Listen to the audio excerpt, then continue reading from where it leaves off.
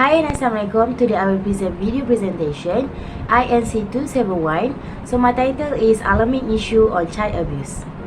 Before that, this is the presentation outline, which I will introduce the introduction and I will tell when it happens and the effects of this issue, the cases of this issue, the solution and the references. Let me introduce myself first. My name is Nur Atika binti Rosli and my matrix number 2021800846 and I'm from class M3801105G. Okay, move to the introduction. Why is child abuse actually? Child abuse is a harms or neglects a child under age 18. It is abuse and purposely mistreated by parents or someone they know. So there are two types of child abuse, which the first one is harmless and the second one is harmful. For the harmless, the example of the harmless abuse is difficult in managing a child hyperactivity and the financial difficulties. But the harmful one is like physical abuse, sexual abuse, emotional abuse and neglect. Okay, so when the child abuse happens, okay, so let's find out. For the first one is feeling of anger, or we call it as a stress.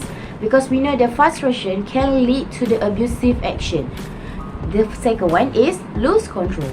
Adults may not intend to hurt a child, but sometimes they hurt.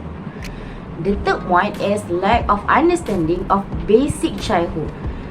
So we know most of the parents these days, they expect their child to be capable of the task before they are ready or in age.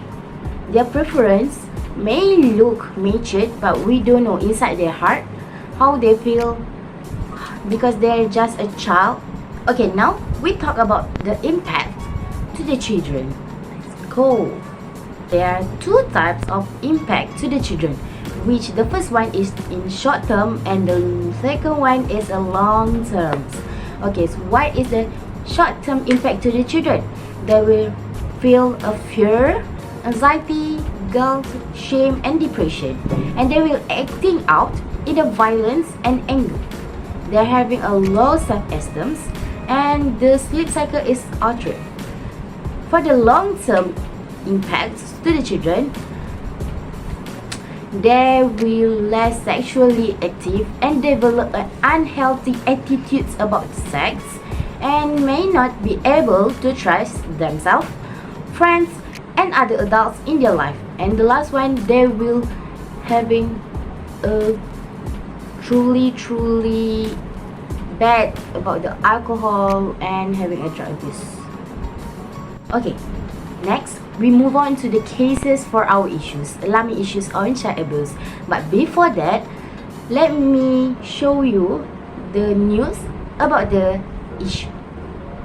If convicted, he could be locked up for what amounts to the rest of his life. A man who was living with a missing Arizona teen faced a judge today in Montana and pleaded not guilty to unrelated child sex abuse charges. For more on these big developments, ABC 15 investigator Melissa Blasius joins us in studio now. Melissa? Yeah, well, first, let's catch you up on the Alicia Navarro case that this is all connected to. At this point, there have been no criminal charges in Arizona nor in Montana relating to her 2019 disappearance. But the man she was found with this summer, living with, is now facing other serious felony charges. This is 36-year-old Edmund Davis, appearing by video for his arraignment today in a Montana courthouse. Davis currently faces 2 counts of sexual abuse of children. Now, while searching Davis's apartment in July for evidence related to Alicia Navarro's disappearance, police say they found on his cell phone images, sexually explicit images of other children, some under the age of 12. You're charged under count 1 with sexual abuse of children, a felony in violation of 45.5, 625, subsection 1E of the Montana Code Annotated. As to count 1, how do you plead today, sir? Not guilty. As to count 2, how do you plead? Not guilty. All right, not guilty pleas will be entered. You may have a seat. Davis remains in a Montana jail on $1 million bond. A judge has ordered him to have no contact with Alicia, who has since reunited with her mother, and we continue to reach out to authorities for the status of the case related to her disappearance. Back to you. Okay, as you can see, this is a total child abuse in year 2022.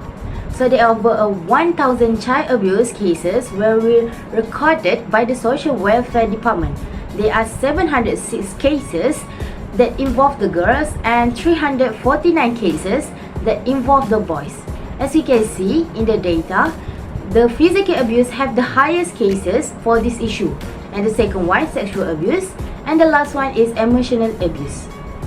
Okay, so what is the solution for this issue? So let's find out. Okay, so for the first one is do not respond in anger to the children and try to understand your children's feelings. And if you're having a family problems, go find the therapist and do the family therapy and get help with the alcohol and drug problems if your children having it. And the last one, the most important one is watch your words, because we know that words is more sharp than a knife. Okay, last but not least, attention to all of you. We know that the bruise will go away, but we don't know the pain. The pain will remain in our heart and ourselves. So if you have problems, go find your friends or do whatever you want that will calm yourself and move on to the next day. Glad. I will conclude my references in the next slides. Okay, that's all for me. Thank you for listening. Bye.